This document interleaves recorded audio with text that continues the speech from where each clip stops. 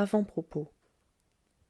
Ceci est une étrange histoire dont le fond, rigoureusement authentique, nous a été fourni comme les 9/10 des matériaux qui composent ce livre par le manuscrit du papa Sévérin. Mais le hasard, ici, est venu ajouter, aux renseignements exacts donnés par l'excellent homme, d'autres renseignements qui nous ont permis d'expliquer certains faits que notre héroïque bonne d'enfant des Tuileries regardait comme franchement surnaturels.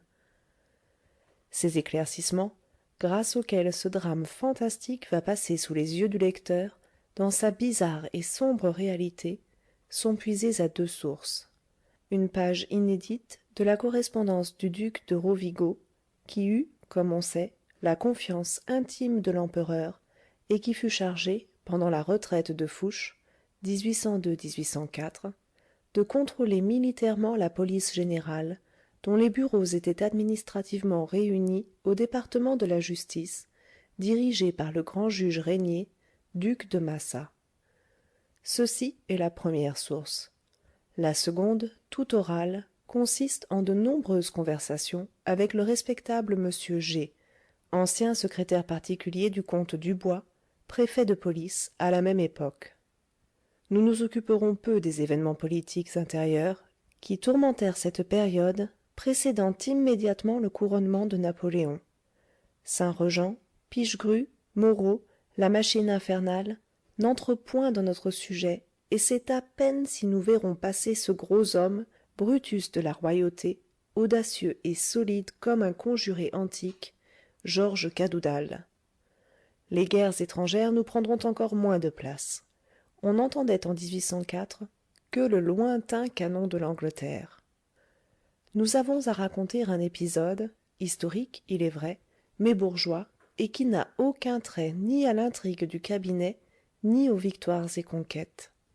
C'est tout bonnement une page de la biographie secrète de ce géant qu'on nomme Paris, et qui, en sa vie, eut tant d'aventures.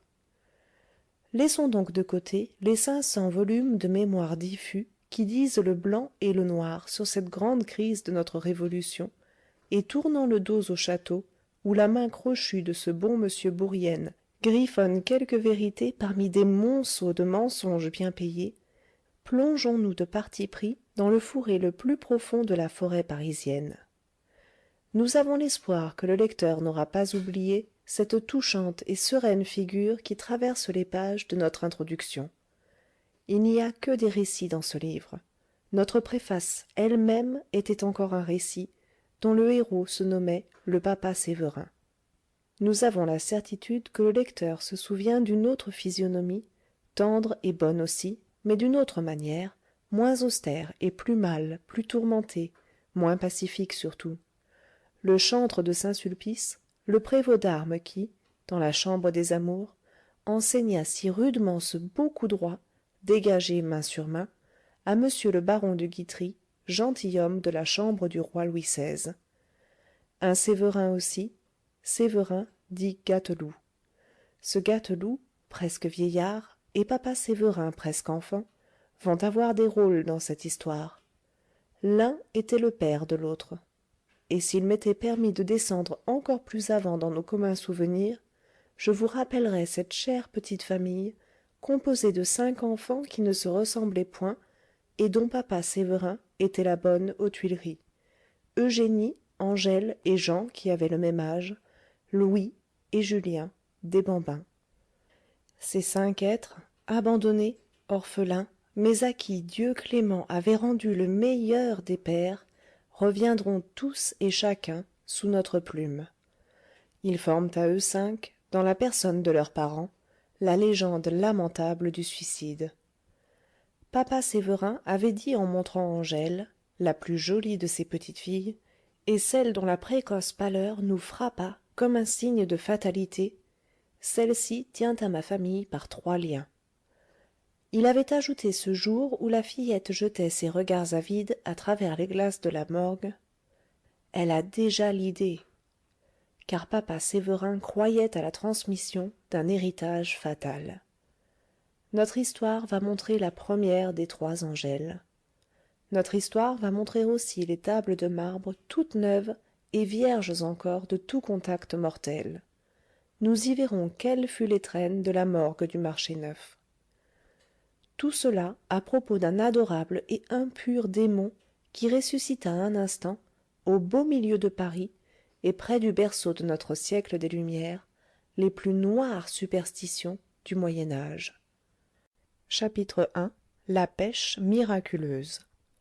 Le commencement du siècle où nous sommes fut beaucoup plus légendaire qu'on ne le croit généralement.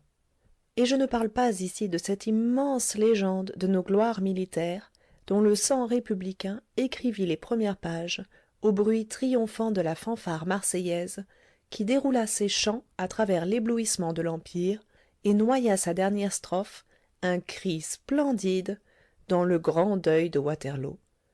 Je parle de la légende des conteurs, des récits qui endorment ou passionnent la veillée, des choses poétiques, bizarres, surnaturelles, dont le scepticisme du XVIIIe siècle avait essayé de faire table nette.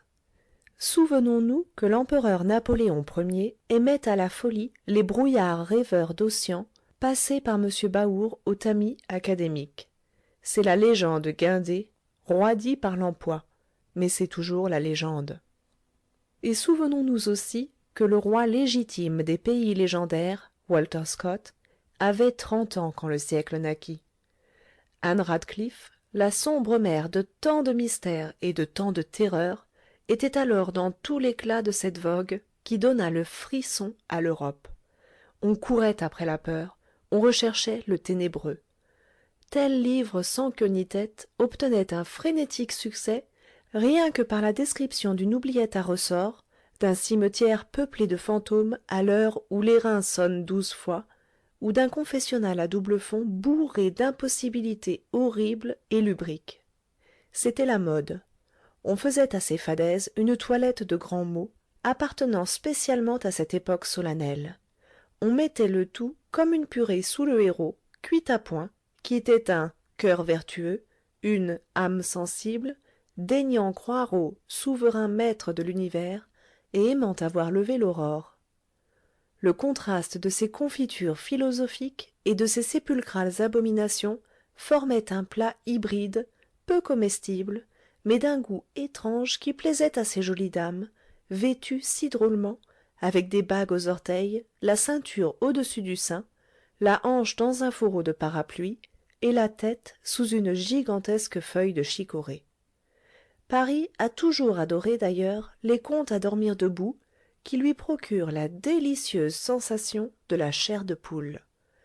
Quand Paris était encore tout petit, il avait déjà nombre d'histoires à faire frémir, depuis la coupable association formée entre le barbier et le pâtissier de la rue des Marmousets pour le débit des vols au vent de gentilshommes, jusqu'à la boucherie galante de la maison du cul-de-sac Saint-Benoît, dont les murs démolis avaient plus d'ossements humains que de pierre. Et depuis si longtemps, à cet égard, Paris a peu changé. Au premier mois de l'année 1804, il y avait dans Paris une vague et lugubre rumeur, née de ce fait que des pêches miraculeuses avaient lieu depuis quelque temps à la pointe orientale de l'île Saint-Louis, en tournant un peu vers le sud-est, non loin de l'endroit où les bains petits réunissent aujourd'hui, dans les mois d'été, l'élite des tritons parisiens. C'est chose rare qu'un banc de poissons dans Paris. Tant d'hameçons, tant de nasses, tant d'engins divers sont cachés sous l'eau entre Bercy et Grenelle, que les goujons seuls, d'ordinaire, et les imprudents barbillons, se hasardent dans ce parcours semé de périls. Vous n'y trouveriez ni une carpe, ni une tanche, ni une perche, et si parfois un brochet s'y engage, c'est que ce requin d'eau douce a le caractère tout particulièrement aventureux. Aussi la gent pêcheuse faisait-elle grand bruit de l'aubaine envoyée par la Providence aux citoyens amateurs de la ligne, de l'épervier et du carrelet.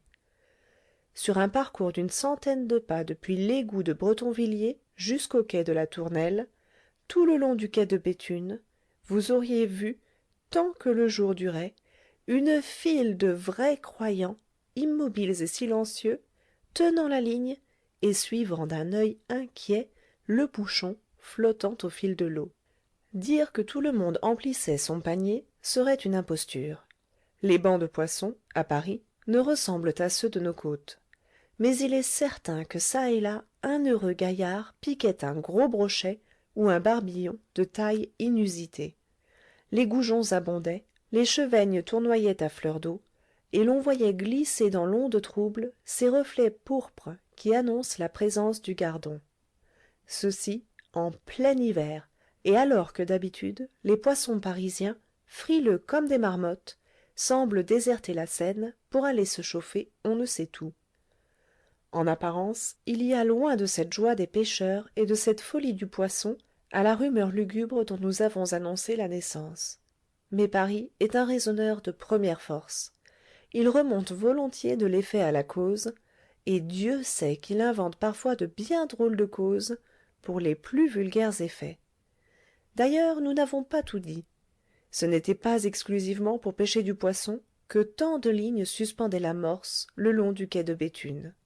Parmi les pêcheurs de profession ou d'habitude qui venaient là chaque jour, il y avait nombre de profanes, gens d'aventure et d'imagination, qui visaient à une toute autre proie.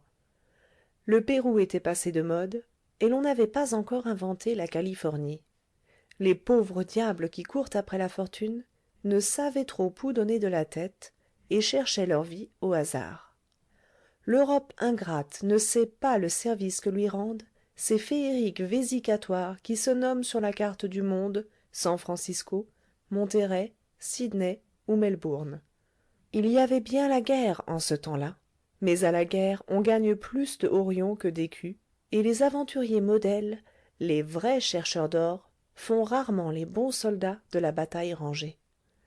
Il y avait là, sous le quai de Béthune, des poètes déclassés, des inventeurs vaincus, d'anciens don Juan, banqueroutiers de l'industrie d'amour qui s'étaient cassés bras et jambes en voulant grimper à l'échelle des femmes, des hommes politiques dont l'ambition avait pris racine dans le ruisseau, des artistes souffletés par la renommée, cette cruelle, des comédiens honnis, des philanthropes maladroits, des génies persécutés, et ce notaire qui est partout, même au bagne, pour avoir accompli son sacerdoce avec trop de ferveur.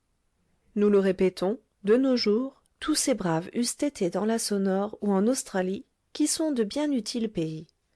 En l'année 1804, s'ils grelottaient les pieds dans l'eau, sondant avec mélancolie le cours trouble de la Seine, c'est que la légende plaçait au fond de la Seine un fantastique Eldorado.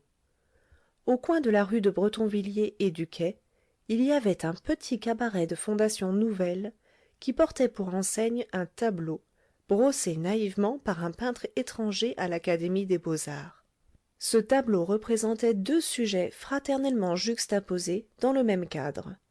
Premier sujet, Ézéchiel en costume de ravageur, faisant tourner d'une main sa sébile, au fond de laquelle on voyait briller des pièces d'or, et relevant de l'autre une ligne, dont la gaule, pliée en deux, supportait un monstre marin copié sur nature dans le récit de Théramène. Ézéchiel était le nom du maître du cabaret. Second sujet, Ézéchiel en costume de maison, éventrant, dans le silence du cabinet, le monstre dont il est question ci-dessus, et retirant de son ventre une bague chevalière ornée d'un brillant qui reluisait comme le soleil. Il est juste d'ajouter que la bague était passée à un doigt et que le doigt appartenait à une main. Le tout avait été avalé par le monstre du récit de Théramène, sans mastication préalable, et avec une évidente volupté dont témoignait encore sa croupe recourbée en replis tortueux. Les deux sujets jumeaux n'avaient qu'une seule légende, qui disait en lettres mal formées « à la pêche miraculeuse ». Le lecteur commence peut-être à comprendre la connexité existant entre le fameux banc de poissons de l'île Saint-Louis et cette rumeur funèbre qui courait vaguement dans Paris. Nous ne lui marchanderons point, du reste, le chapitre des explications. Mais, pour le moment, il nous faut dire que tout Paris connaissait l'aventure d'Ézéchiel représentée par le tableau, aventure authentique, acceptée, populaire, et dont personne ne se serait avisé de mettre en doute l'exactitude avérée. En effet, avec le produit de la vente de ce bijou, trouvé dans l'estomac du monstre, Ézéchiel avait monté, au vu et au su de tout le monde, son établissement de cabaretier.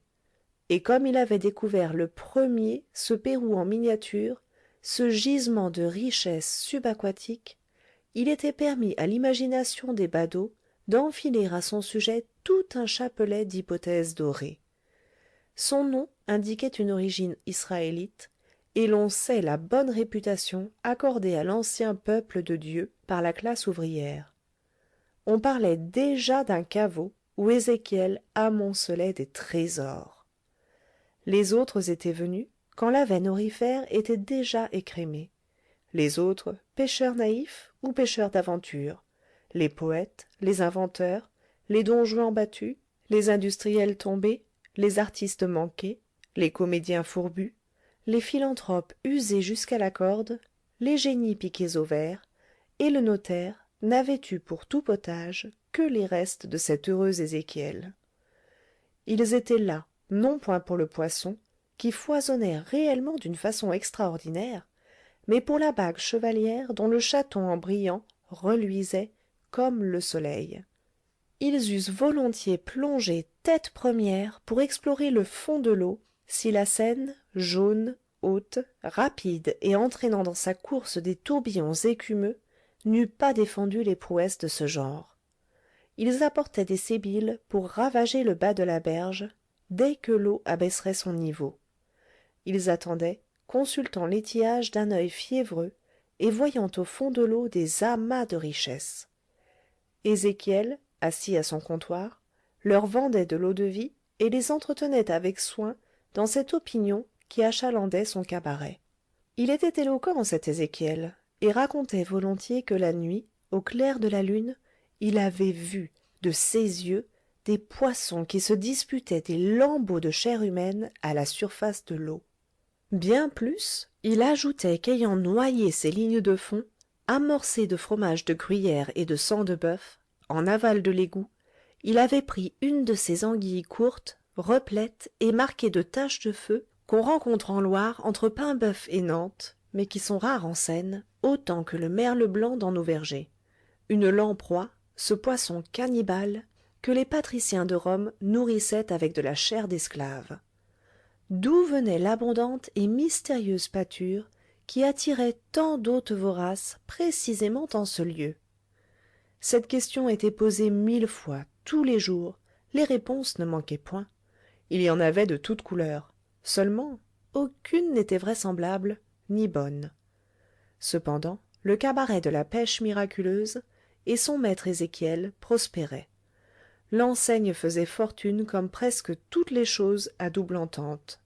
Elle flattait à la fois, en effet, les pêcheurs sérieux, les pêcheurs de poissons, et cette autre catégorie plus nombreuse, les pêcheurs de chimères, poètes, peintres, comédiens, trouveurs, industriels, bourreaux de femmes en disponibilité, et le notaire.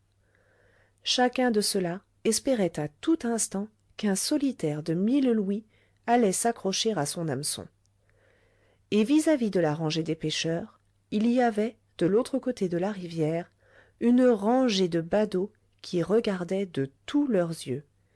Les cancans allaient et venaient, les commentaires se croisaient, on fabriquait là assez de bourdes pour désaltérer tout Paris, incessamment altéré de choses vraies qui n'ont pas le sens commun. Je dis choses vraies parce que, soyez bien persuadés de cela, sous toute rumeur populaire, si absurde qu'elle puisse paraître, un fait réel se cache toujours. L'opinion la plus accréditée, sinon la plus vraisemblable, se résumait en un mot qui sollicitait énergiquement les imaginations et valait à lui seul 2 ou 3 des plus ténébreux livres de madame Anne Radcliffe. Ce mot était plus sombre que le titre fameux, le confessionnal des pénitents noirs. Ce mot était plus mystérieux que les mystères du château des Pyrénées, que les mystères d'Udolphe et que les mystères de la caverne des Apennins. Il sonnait le glas, il flairait la tombe. Ce mot, sincèrement appétissant pour les esprits inquiets, curieux, avides, pour les femmes, pour les jeunes gens, pour tous les curieux de terreur et d'horreur, c'était là vampire. Notre éducation au sujet de ces funèbres pages du merveilleux en deuil a peu marché depuis lors. On a bien écrit quelques-uns de ces livres, qui dissertent sans expliquer, qui compilent sans condenser, et qui relient en de gros volumes le pâle ennui de leurs pages didactiques, mais il semblerait que les savants eux-mêmes, ces braves de la pensée, abordent avec un esprit troublé les redoutables questions de démonologie. Parmi eux, les croyants ont un peu physionomie de maniaques, et les incrédules restent mouillés de cette sueur froide, le doute, qui communique à coup sûr l'ennui contagieux. Je cherche, et je ne trouve pas dans mes souvenirs d'enfant le titre du prodigieux bouquin qui prononça pour la première fois à mes yeux le mot vampire. Ce n'était pas un décourageant article de revue, ce n'était pas une tranche de ce pain banal qu'on émiette dans les dictionnaires, c'était un pauvre conte allemand plein de sève et de fougue sous sa toilette de naïveté empesée. Il racontait bonnement, presque timidement, des histoires si sauvages que j'en ai encore le cœur serré. Je me souviens qu'il était en 3 petits volumes, et qu'il y avait une gravure en taille-douce à la tête de chaque tome. Elle ne valait pas un prix fou, mais, Seigneur Dieu, comme elle faisait frémir! La première gravure, en taille-douce, calme et paisible comme le prologue de tout grand poème, représentait, j'allais dire Faust et Marguerite à leur première rencontre. Il n'y avait rien là qu'un jeune homme regardant une jeune fille, et cela vous mettait du froid dans les veines, tant Marguerite subissait manifestement le magnétisme fatal qui jaillissait en gerbes invisibles de la prunelle de Faust. Pourquoi ne garderions-nous pas ces noms, Faust et Marguerite? Quel chef-d'œuvre de Goethe, sinon la splendide mise en scène de l'éternel fait de vampirisme qui, depuis le commencement du monde, a desséché et vidé le cœur de tant de familles? Donc, Faust regardait Marguerite. Et c'était une noce, figurez-vous, une noce de campagne, où Marguerite était la fiancée, et Faust un invité de hasard. On dansait sur l'herbe parmi des buissons de roses. Les parents imprudents, et le marié aussi, car il avait le bouquet au côté, le pauvre jeune rustre, contemplaient avec admiration Faust qui faisait valser Marguerite. Faust souriait. La tête charmante de Marguerite allait se penchant sur son épaule, vêtue du dolman hongrois. Et sur le buisson de roses qui fleurissait au premier plan, il y avait un large filet dodécagone, une toile d'araignée, au centre de laquelle l'insecte monstrueux, qu'on appelle aussi la vampire, suçait à loisir la moelle d'une mouche prisonnière. C'était tout pour la gravure en taille-douce. Au texte maintenant. La plume peint mieux que le crayon. Ce sont des plaines immenses que la vieille forteresse d'Ofen regarde par-dessus le Danube, qui la sépare de Pest, la moderne. De Pest jusqu'aux forêts bacconniers, le long de la Theiss bourbeuse et tumultueuse, c'est la plaine, toujours la plaine, sans limite, comme la mer. Le jour, le soleil sourit à cet océan de verdure, et la brise heureuse caresse en se jouant l'incommensurable champ de maïs qui est la Hongrie du Sud. La nuit, la lune glisse au-dessus de ces muettes solitudes. Là-bas, les villages ont 60 000 âmes, mais il n'y a point de hameaux. Le souvenir de la guerre avec le Turc agglomère encore les rustiques habitations, abritées comme les troupeaux de moutons au bercail, derrière la tour ventrue, coiffée du dôme oriental et armée de canons hors d'usage. C'est la nuit. Les morts vont vite au pays magyare en Allemagne, mais ils vont en chariot et non à cheval. C'est la nuit. La lune pend à la coupole d'azur, regardant passer les nus qui galopent follement. L'horizon plat s'arrondit à perte de vue, montrant çà et là un arbre isolé ou la bascule d'un puits relevé comme une potence. Un char attelé de 4 chevaux à tout crin passe rapide comme la tempête. Un char étrange, aux sur roues, moitié valaque, moitié tartare, et dont l'essieu jette des cris éclatants. Avez-vous reconnu ce hussard dont le dolman flotte à la brise? Et cet enfant, cette douce et blonde fille? Les morts vont vite. Les clochers de Czegled ont fui au lointain, et les tours de Kecskemét et les minarets de Szegedin. Voici les fières murailles de Temesvar, puis, là-bas, Belgrade, la cité des mosquées. Mais le char ne va pas jusque-là. Sa roue a touché les tables de marbre du dernier cimetière chrétien. Sa roue se brise. Faust est debout, portant Marguerite évanouie dans ses bras. La seconde gravure en taille-douce, oh, je m'en souviens bien, représentait l'intérieur d'une tombe seigneuriale dans le cimetière de Peterwardein.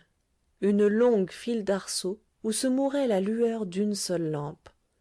Marguerite était couchée sur un lit qui ressemblait à un cercueil. Elle avait encore ses habits de fiancée. Elle dormait. Sous les arceaux, éclairés vaguement, une longue file de cercueils, qui ressemblaient à des lits, supportait de belles et pâles statues, couchées et dormant l'éternel sommeil. Toutes étaient vêtues en fiancées. Toutes avaient autour du front la couronne de fleurs d'oranger.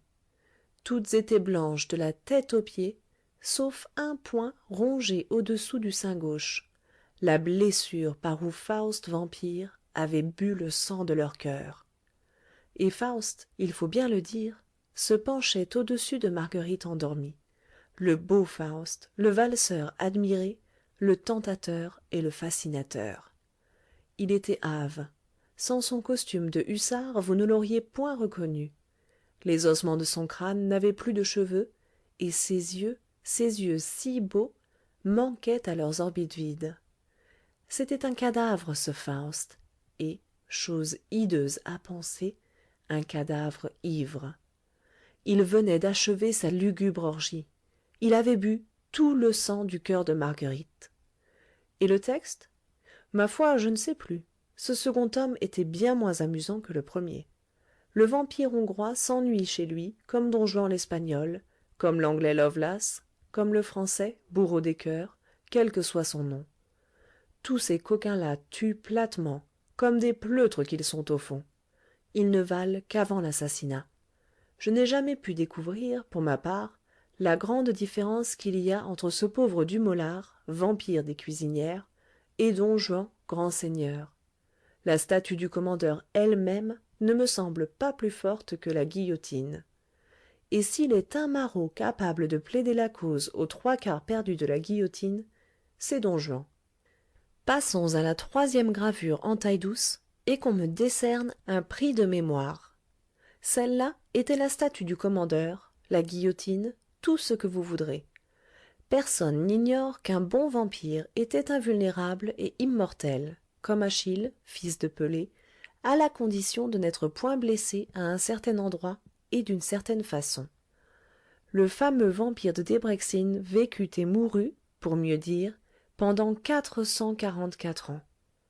Il vivrait encore, si le professeur Hemzer ne lui eût plongé dans la région cardiaque un fer à gaufrer rougi préalablement au feu.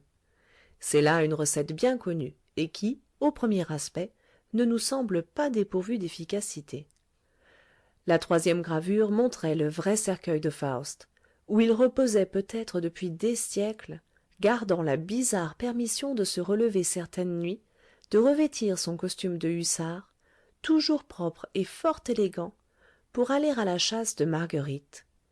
Faust était là, le monstre, avec ses yeux brillants et ses lèvres humides. Il buvait le sang de Marguerite, couchée un peu plus loin. Les gens de la noce avaient, je ne sais trop comment, découvert sa retraite. On avait apporté un fourneau de forge, on avait fait rougir une vaillante barre de fer, et le fiancé la passait à deux mains, de tout son cœur, au travers de l'estomac du vampire qui n'avait garde de protester. Et Marguerite s'éveillait là-bas, comme si la mort de son bourreau lui eût rendu la vie. Voilà ce que disait et ce que contenait mon vieux bouquin en 3 petits tomes. Et je déclare que les articles des recueils savants ne m'en ont jamais tant appris sur les vampires.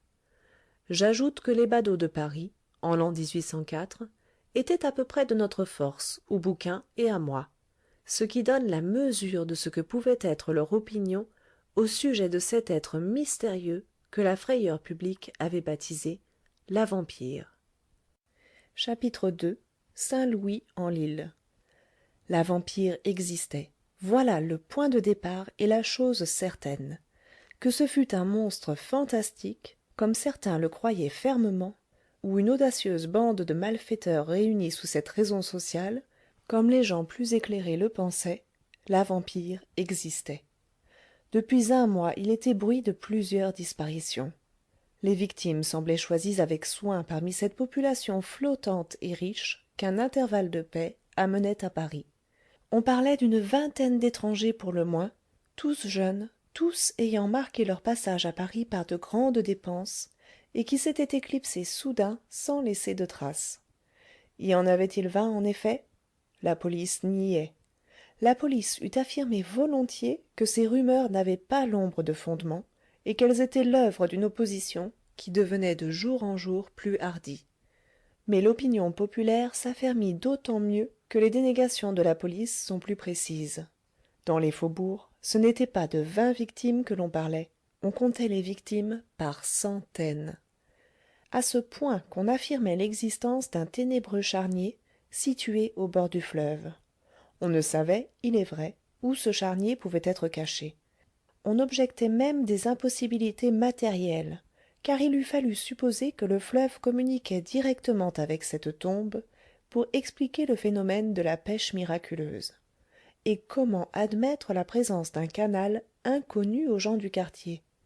Dans la saison d'été, la Seine abandonne ses rives et livre à tout regard le secret de ses berges. C'était assurément là une objection frappante et qui venait à l'appui de l'outrageuse invraisemblance du fait en lui-même. Une oubliette au XIXe siècle? Les sceptiques avaient beau jeu pour rire. Paris ne se faisait point faute d'imiter les sceptiques. Il riait, il répétait sur tous les tons: c'est absurde, c'est impossible. Mais il avait peur. Quand les poltrons de village ont peur, la nuit, dans les chemins creux, ils chantent à tue-tête. Paris est ainsi, au milieu de ses plus grandes épouvantes, il rit souvent à gorge. Paris riait donc en tremblant, ou tremblait en riant, car les objections et les raisonnements ne peuvent rien contre certaines évidences. La panique se faisait tout doucement.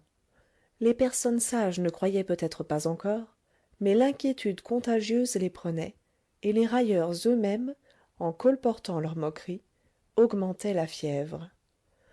Deux faits restaient debout d'ailleurs: la disparition de plusieurs étrangers et provinciaux, disparition qui commençait à produire son résultat d'agitation judiciaire, et cette autre circonstance que le lecteur jugera comme il voudra, mais qui impressionnait Paris plus vivement encore que la première, la pêche miraculeuse du quai de Béthune.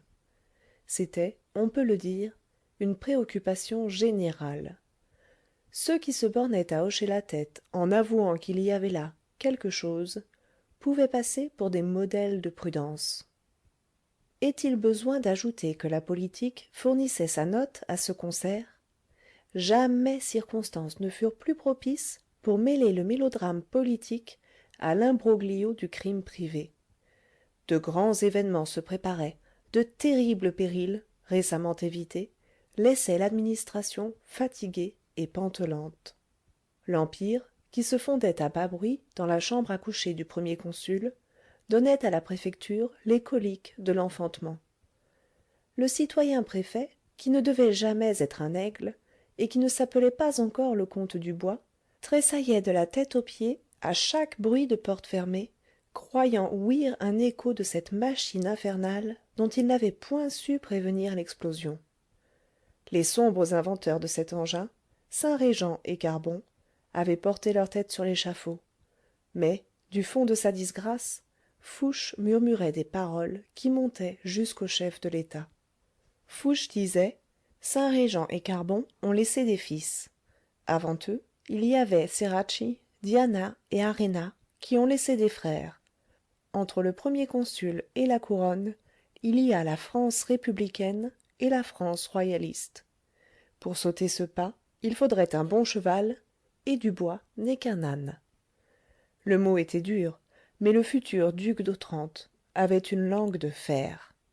Celui qui devait être l'empereur l'écoutait bien plus qu'il n'en voulait avoir l'air. Quant à Louis-Nicolas Pierre Joseph Dubois, ce n'était pas un âne, non, puisqu'il mangeait des truffes et du poulet, mais c'était un brave homme prodigieusement embarrassé.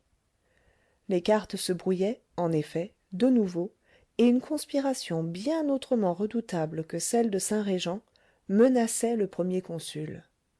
Les 3 ou 4 polices chargées d'éclairer Paris, affolées tout à coup par ce danger invisible que chacun sentait, mais dont nul ne pouvait saisir la trace palpable, s'entrechoquaient dans la nuit de leur ignorance, se nuisaient l'une à l'autre, se contrecarraient mutuellement, et surtout s'accusaient réciproquement avec un entrain égal.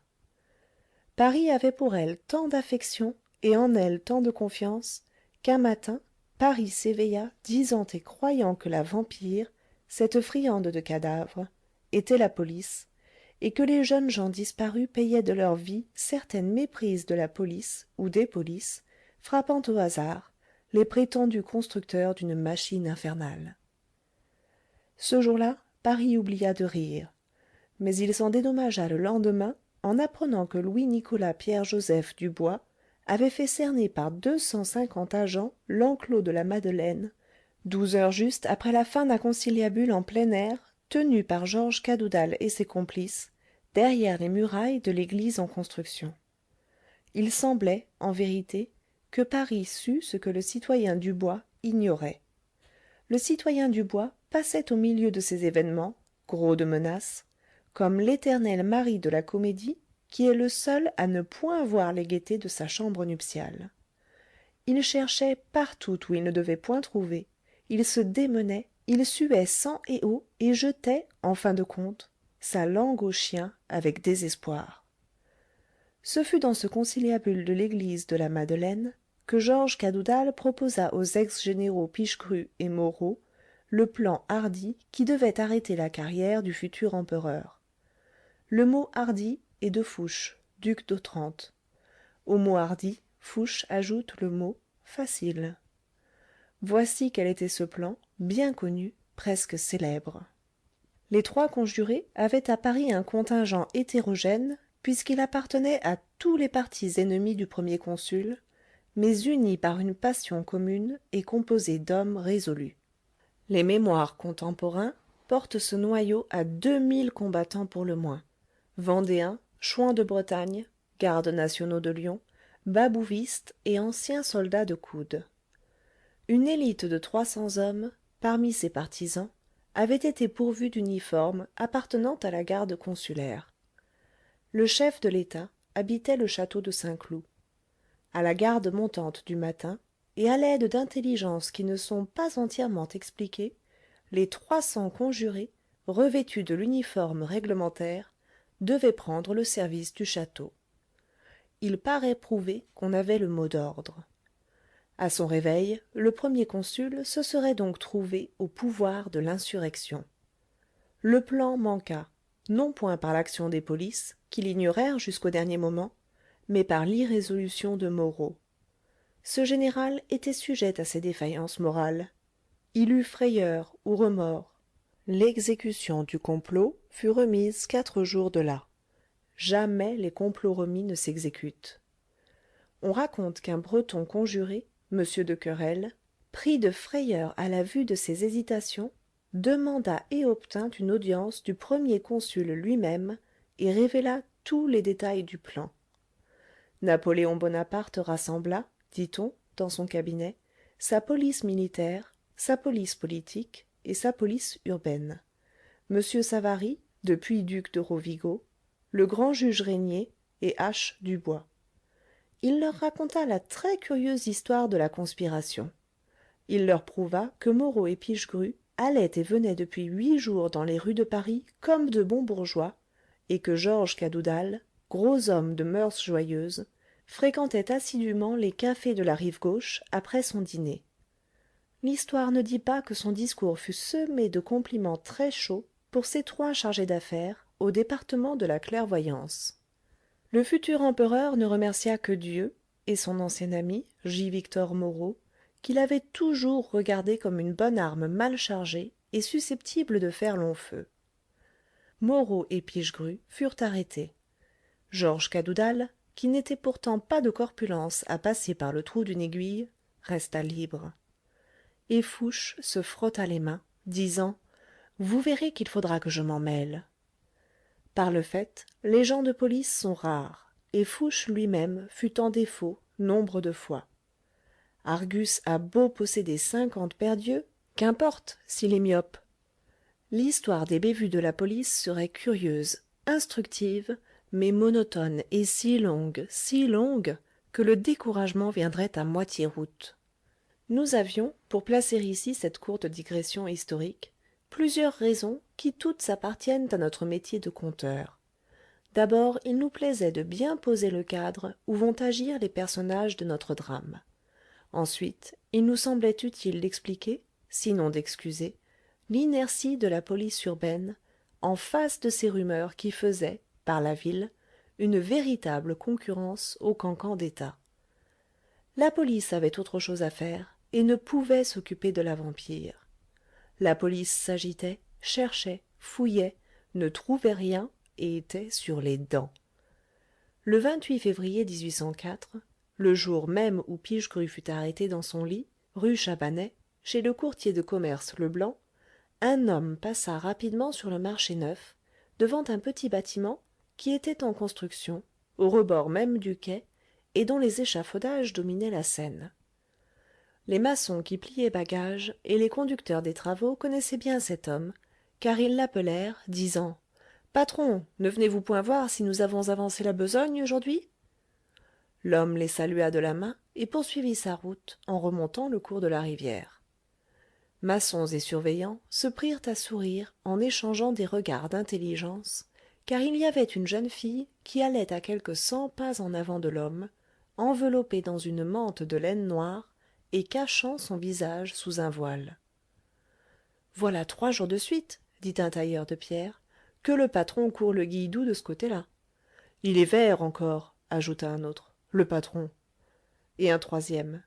Écoutez donc, on n'est pas de bois. Le patron a un métier qui ne doit pas le régayer plus que de raison.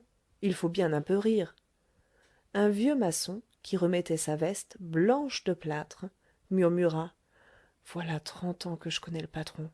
Il ne rit pas comme tout le monde. » L'homme allait cependant à grands pas et se perdait déjà derrière les masures qui encombrent le marché neuf, aux abords de la rue de la Cité. Quant à la fillette voilée, elle avait complètement disparu. L'homme était vieux, mais il avait une haute et noble taille, hardiment dégagée. Son costume, qui semblait le classer parmi les petits bourgeois, dispensés de tout frais de toilette, était grandement porté. Il avait, cet homme, des pieds à la tête, l'allure franche et libre que donne l'habitude de certains exercices du corps, réservés, d'ordinaire, à la classe plus riche. Du bâtiment en construction jusqu'au pont Notre-Dame, nombre de gens se découvrirent sur son passage. C'était évidemment une notabilité du quartier. Il répondait au salut d'un geste bienveillant et cordial, mais il ne ralentissait point sa course. Sa course semblait calculée non point pour rejoindre la jeune fille, mais pour ne la jamais perdre de vue. Celle-ci, dont les jambes étaient moins longues, allait du plus vite qu'elle pouvait. Elle ne se savait point poursuivie. Du moins, pas une seule fois elle ne tourna la tête pour regarder en arrière. Elle regardait en avant de tous ses yeux, de toute son âme. En avant, il y avait un jeune homme à tournure élégante et hautaine, qui longeait en ce moment le quai de la Grève. Le suivait-elle? Plus notre homme que les maçons du marché neuf appelaient le patron approchait de l'hôtel de ville, moins nombreux étaient les gens qui le saluaient d'un air de connaissance. Paris est ainsi et contient des célébrités de rayon qui ne dépassent pas tel numéro de telle rue. Une fois que l'homme eut atteint le quai des Ormes, personne ne le salua plus. L'homme, cependant, le patron, qu'il courût ou non le guilledou, avait la vue bonne, car, malgré l'obscurité qui commençait à borner les lointains, il surveillait non seulement la fillette, mais encore le charmant cavalier que la fillette semblait suivre. Celui-ci tourna le premier l'angle du pont Marie, qu'il traversa pour entrer dans l'île Saint-Louis. La fillette fit comme lui, le patron prit la même route. Le pas de la fillette se ralentissait sensiblement et devenait pénible. Rien n'échappait au patron, car sa poitrine rendit un gros soupir, tandis qu'il murmurait « Il nous la tuera. Faut-il que tant de bonheur se soit changé ainsi en misère ?» on ne voyait plus le jeune cavalier, qui avait dû tourner le coin des rues Saint-Louis-en-l'Île et des Deux-Ponts. La fillette marchait désormais avec un effort si visible que le patron fit un mouvement comme s'il eût voulu s'élancer pour la soutenir. Mais il ne céda point à la tentation et calcula seulement sa marche de façon à bien voir où elle dirigerait sa course après avoir quitté la rue des Deux-Ponts. Elle tourna vers la gauche et franchit sans hésiter la porte de l'église Saint-Louis. La brume tombait déjà dans cette rue étroite. À l'ombre de l'église et devant le portail, il y avait un riche équipage qui allumait ses lanternes d'argent. La République dormait, prête à s'éveiller en pire. Elle avait fait trêve un peu au luxe extravagant du directoire, mais elle ne proscrivait en aucune façon les allures seigneuriales. La voiture arrêtée à la porte de l'église Saint-Louis eût fait honneur à un prince. L'attelage était splendide, le coffre d'une élégance exquise, et les livrées brillaient irréprochables. En ce temps, la rue Saint-Louis-en-l'Île ne se distinguait point par une animation exceptionnelle. Elle desservait un quartier somnolent et presque désert. Elle ne venait d'aucun centre, elle ne menait à aucune artère. Vous eussiez dit, en la voyant, la rue principale d'un chef-lieu de canton situé à 100 lieues de Paris. À l'heure où nous sommes, Paris n'a point de quartier désert. Le commerce s'est emparé du Marais et de l'île Saint-Louis. Les uns disent qu'il déshonore ces magnifiques hôtels de la vieille ville, les autres qu'il les réhabilite. À cet égard, le commerce n'a pas de parti pris. Il ne demande pas à réhabiliter, il ne craint pas de souiller. Il veut gagner de l'argent et se moque bien du reste. Sous le consulat, Paris ne comptait guère plus de 500 000 habitants. Toute cette portion orientale de la ville, abandonnée par la noblesse de robe et n'ayant point encore l'industrie, était une solitude. À cause de cela, sans doute, le resplendissant équipage stationnant à la porte de l'église avait attiré un concours inusité de curieux. Vous eussiez bien compté dans la rue une douzaine de commères et un nombre égal de bambins. Le concile en plein air était présidé par un portier. Le portier, adonné comme c'est pareil à une philosophie austère, et détestant tout ce qui est beau, parce qu'il était affreusement laid, prononçait un discours contre le luxe. Les gamins regardaient luire les lanternes et piaffer les chevaux. Les commères se disaient « Si le ciel était juste, nous éclabousserions aussi le pauvre monde. » « S'il vous plaît, demanda le patron des maçons du marché neuf, à qui appartient cette voiture? Gamins, commères et portiers le toisèrent de la tête aux pieds. Celui-là n'est pas du quartier, dirent les gamins. Est-il chargé de faire la police? Demanda une commère. Comment vous nomme-t-on, l'ami? Interrogea le portier. Nous n'avons pas de comptes à rendre à des étrangers. Car les gens de Paris sont des étrangers, pour ces farouches insulaires penitus toto diviso sorbe, séparés du reste de l'univers par les deux bras de la Seine. À l'instant où le patron allait répondre, la porte de l'église s'ouvrit, et il recula de 3 pas en laissant échapper un cri de surprise, comme si un spectre lui eût apparu. C'était, en tout cas, un fantôme charmant. Une femme toute jeune et toute belle, dont les cheveux blonds tombaient en boucles gracieuses autour d'un adorable visage. Cette femme donnait le bras à un jeune homme de 25 à 30 ans, qui n'était point celui que suivait naguère notre fillette, et que vous eussiez jugé allemand à certains détails de son costume.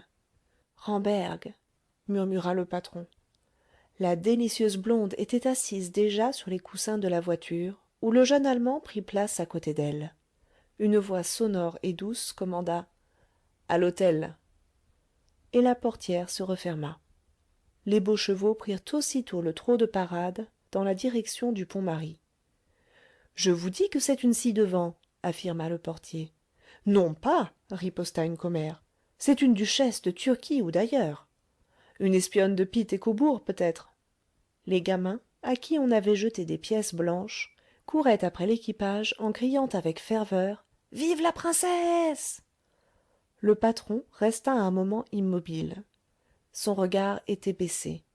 On lisait sur son front pâle le travail de sa pensée. « Ramberg !» répéta-t-il. Qui est cette femme? Et qui me donnera le mot de l'énigme? On croyait le baron de Ramberg parti depuis 8 jours, et voilà plus de 2 semaines que le comte Wenzel a disparu. La femme avec qui je le vis était brune, mais c'était le même regard. Sans s'inquiéter davantage du petit rassemblement, qu'il examinait désormais avec défiance, il monta tout pensif les marches de l'église et en franchit le seuil. L'église semblait complètement déserte. Les derniers rayons du jour envoyaient à peine, à travers les vitres, de sombres et incertaines lueurs. La lampe perpétuelle laissait battre sa lueur toujours mourante au-devant du maître-autel. Pas un bruit n'indiquait dans la nef la présence d'un être humain. Le patron était pourtant bien sûr d'avoir vu entrer la jeune fille, et si la jeune fille était entrée, ce devait être sur les traces de celui qu'elle suivait. Le patron avait déjà parcouru l'un des bas-côtés, visitant de l'œil chaque chapelle, et la moitié de l'autre, lorsqu'une main le toucha au passage, sortant de l'ombre d'un pilier. Il s'arrêta, mais ne parla point, parce que la créature humaine qui était là, tapie dans l'angle profond laissé derrière la chaire, mit un doigt sur ses lèvres et montra ensuite un confessionnal, situé à quelques pas de là. Le patron s'agenouilla sur la dalle et prit l'attitude de la prière. L'instant d'après, la porte du confessionnal s'ouvrit, et un prêtre jeune encore, dont la tonsure laissait une place d'une blancheur éclatante au milieu d'une forêt de cheveux noirs, se dirigea vers l'autel de la Vierge et s'y prosterna. Après une courte oraison, pendant laquelle il frappa 3 fois sa poitrine, le prêtre baisa la pierre en dehors de la balustrade et gagna la sacristie.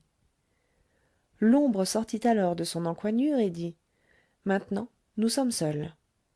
C'était un enfant, ou du moins il semblait tel, car sa tête ne venait pas tout à fait à l'épaule de son compagnon, mais sa voix avait un timbre viril, et le peu qu'on voyait de ses traits donnait un démenti à la petitesse de sa taille. Y a-t-il longtemps que tu es là, Patou? Demanda notre homme. Monsieur le gardien, répondit l'ombre, la clinique du docteur Loisel a fini à 3h12, et il y a loin de Saint-Louis-en-l'Île à l'école de médecine. Qu'as-tu vu? Interrogea encore celui qu'on nommait ici monsieur le gardien, et là-bas le patron. Au lieu de répondre, cette fois, le prétendu enfant secoua d'un mouvement brusque la chevelure hérissée qui se crêpait sur sa forte tête, et murmura comme en se parlant à lui-même: je serais bien venu plus tôt, mais le professeur Loisel faisait sa leçon sur l'organon de Samuel Hahnemann. Voilà 8 jours que dure cette parenthèse, où il n'est pas plus question de clinique que du déluge. Je n'avais jamais entendu parler de ce Samuel Hahnemann, mais on l'insulte tant et si bien à l'école que je commence à le regarder comme un grand inventeur. Patou, mon ami, interrompit le gardien, vous autres de la faculté, vous êtes tous des bavards. Il ne s'agit pas de ce Samuel, qui doit être un juif ou tout au moins un baragouineur allemand, puisqu'il a un nom en manne. Qu'as-tu vu? Dis vite. Ah, monsieur le gardien, répliqua Patou, de drôles de choses, parole d'honneur. Les gens de police doivent s'amuser, c'est certain, car pour une fois que j'ai fait l'espionne, je me suis diverti comme un ange. La jolie femme, dites donc. Quelle femme? La comtesse. Ah ah, fit le gardien, c'est une comtesse. L'abbé Martel l'a appelée ainsi. Mais pensiez-vous que je voulais parler de votre Angèle, pauvre cher coeur, puisque vous me demandiez quelle femme? N'as-tu point vu Angèle? Si fait, bien pâle et avec des larmes dans ses beaux yeux. Et René? René aussi, plus pâle qu'Angèle, mais le regard brûlant et fou. Et as-tu deviné? Patience. Au lit du malade, celui qui expose le mieux les symptômes ne découvre pas toujours le remède. Il y a les savants et les médecins, ceux qui professent et ceux qui guérissent. Je vais vous exposer les faits. Je suis le savant, vous serez le médecin si vous devinez le mot de la charade, ou des charades, car il y a là plus d'une maladie, j'en suis sûr. Un bruit de clef se fit entendre en ce moment du côté de la sacristie, et le bedeau commença une ronde, disant à haute voix: on va fermer les portes. Hormis le gardien et Patou, il n'y avait personne dans l'église. Le gardien se dirigea vers l'entrée principale, mais Patou le retint et se mit à marcher en sens contraire. En passant près du petit bénitier de la porte latérale, le gardien y trempa les doigts de sa main droite et offrit de l'eau bénite à Patou, qui dit merci en riant. Le gardien se signa gravement. Patou dit: je n'ai pas encore examiné cela. Hier je me moquais de Samuel Hahnemann, aujourd'hui j'attacherai volontiers son nom à mon chapeau. Quand j'aurai achevé mon cours de médecine, je compte étudier un peu la théologie, et peut-être que je mourrai capucin. Il s'interrompit pour ajouter en montrant la porte: c'est par là que m rené est sorti, et après lui mademoiselle angèle.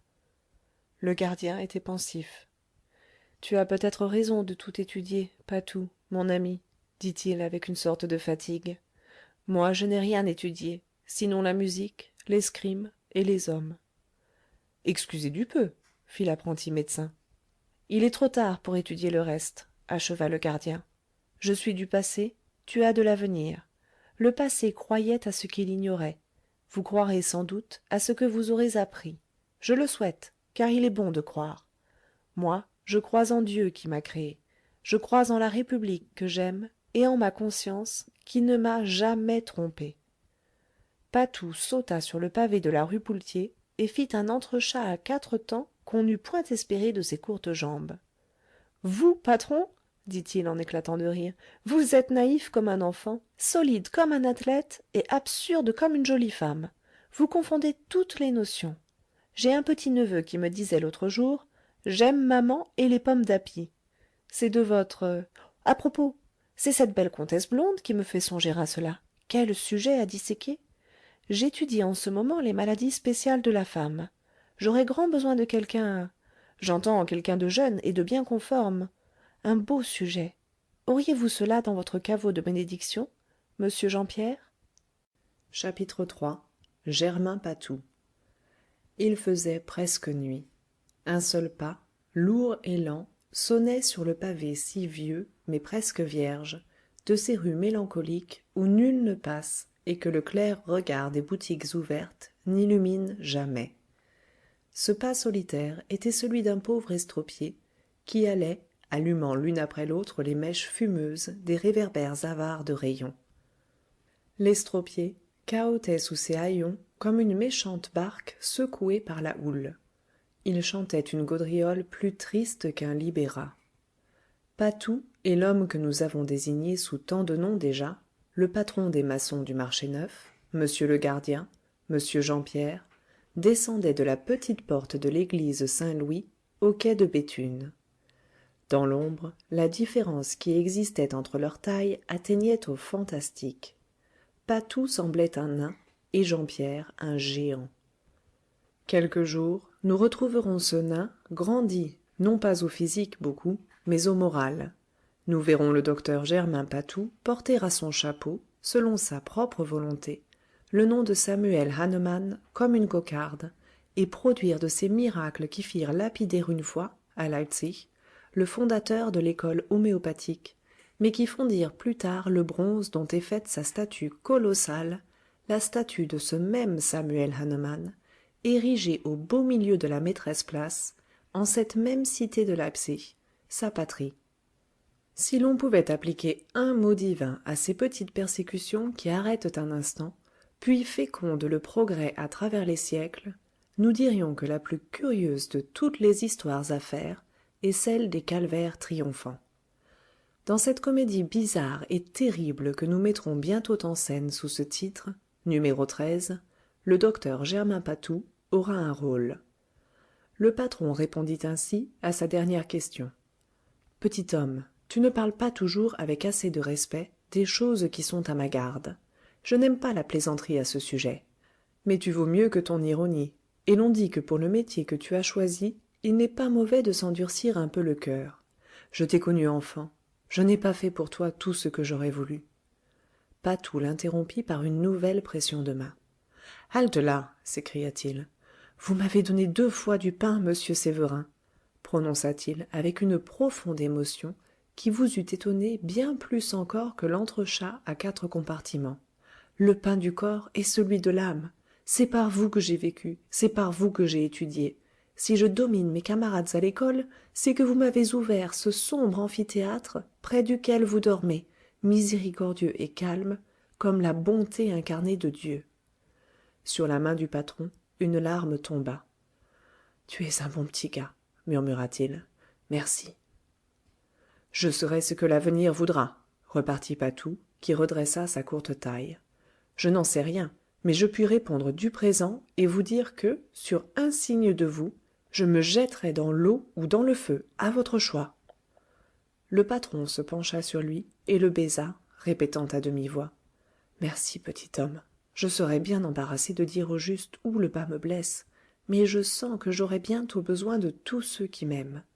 Dis-moi ce que tu as vu. » Ils se reprirent à marcher côte à côte, et Patou commença ainsi. Quand je suis arrivé, après l'école, l'abbé Martel était seul avec le gros marchand de chevaux. Il parlait de ceci et de cela, de l'arrestation de Pichegru, je suppose, car l'abbé Martel a dit « Le malheureux homme a terni en quelques jours de bien belles années de gloire. »« Savoir, savoir, » a répondu le gros Maquignon, « ça dépend du point de vue. » Puis il ajouta « Monsieur l'abbé, vous savez que je ne me mêle guère de politique. Mon commerce avant tout, et s'il arrivait quelque chose au premier consul, vous jugez quel gâchis. »« Que Dieu nous en préserve !» a dit l'abbé en faisant un grand signe de croix. Après quoi, il a donné au Maquignon l'adresse d'une personne dont je n'ai pas entendu le nom et qui demeure en son hôtel, chaussée des Minimes.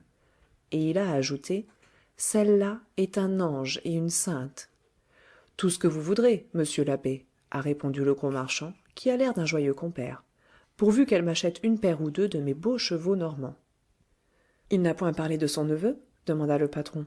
« Pas que je sache, » répondit Patou. « Mais je n'ai entendu que la fin de leur entretien. Et la leçon du professeur Loisel me trottait encore un peu par la tête. Quel gaillard que ce Hahnemann ! Un véritable ange, je ne dis pas une sainte, je n'en sais rien, c'est cette blonde comtesse. Vous n'avez pas pu la bien voir comme moi. La nuit venait déjà, et il faut le grand jour à ces exquises perfections. Des yeux, figurez-vous, 2 saphirs, une bouche qui est un sourire, une taille qui est un rêve de grâce et de jeunesse, des cheveux transparents où la lumière glisse et joue. « Petit homme, » interrompit le patron, « je suis ici pour René et pour Angèle. »« Bon !» s'écria Patou. « Il paraît que je m'enflammais comme une brassée de bois sec, patron. Et pourtant je ne me fais pas l'effet d'être un amoureux. Mais il est certain que, si le diable pouvait me tenter, cette créature-là... Enfin, n'importe. Arrivons à monsieur René de Kervoz. Je crois que monsieur René de Kervoz est du même avis que moi, et que votre pauvre Angèle avait deviné tout cela avant nous. Je vais vous faire le procès-verbal pur et simple de ce que j'ai vu. Ce n'est pas grand-chose, mais vous êtes un finaud, vous, patron, et vous allez trouver du premier coup le mot de l'énigme. Après le départ du gros marchand de chevaux, l'abbé Martel est rentré à la sacristie, et j'ai pris mon poste au coin du pilier. Un pas léger m'a fait tourner la tête. Un éblouissement a passé devant mes yeux. C'était l'ange blond. Parole d'honneur, je n'ai jamais rien imaginé de plus charmant. L'ange a franchi le seuil de la sacristie, laissant derrière elle ce vent parfumé qui trahissait la présence de Vénus. Voir Virgile. Quand elle est ressortie, l'abbé Martel la suivait. Un beau prêtre bien vénérable, quoiqu'il s'occupe un peu trop de politique. Il parlait encore politique en gagnant son confessionnal et il disait « Ma fille, le premier consul a fait beaucoup pour la religion. Je crains que vous ne soyez mêlée à... » Nous espérons que vous avez apprécié cet aperçu. Pour continuer à écouter ce livre audio sur Google Play Livres, utilisez le lien dans la description de la vidéo.